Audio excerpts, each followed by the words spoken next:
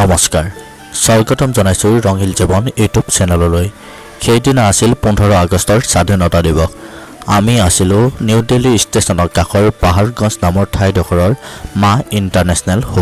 হোটেলৰ পৰা ইণ্ডিয়া গেটলৈ দূৰত্ব আছিল মাত্ৰ 8 পৰা 10 কিলোমিটাৰ ভিতৰত বৰষুণক নেওচি অটৰত বহি আমাৰ যাত্ৰা আৰম্ভ কৰিলো ইণ্ডিয়া গেটৰ অভিমুখে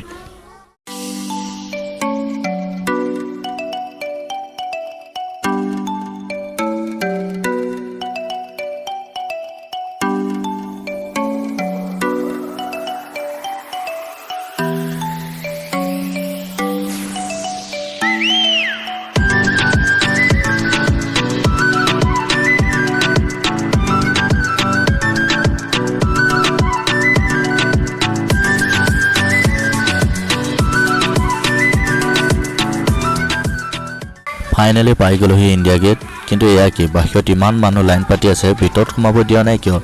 ইয়াৰ কাৰণটো সোধাত তেওঁলোকে ক'লে যে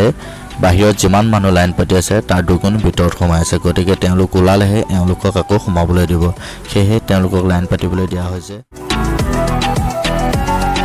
প্ৰায় 15-20 মিনিটৰ অপেক্ষা অন্তত লাহে লাহে এজনকৈ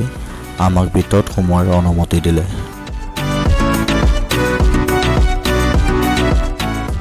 এইখনে হৈছে ইণ্ডিয়া গেট সেইদিনা যেহেতু 15 আগষ্ট আছিল গতিকে তাত ভিআইপি ব্যক্তিসকল আহিছিল সেইবাবে আমাক একেবাৰে ওচৰলৈ যাব দিয়া নাছিল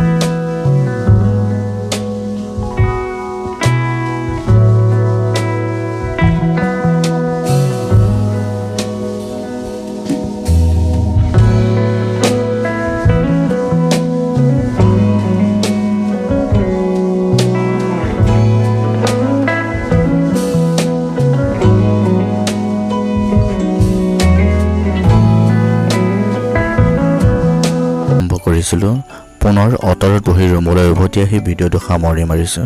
ভিডিঅ'টো শেষলৈকে চোৱাৰ বাবে আপোনালোক সকলোকে ধন্যবাদ জ্ঞাপন কৰিছোঁ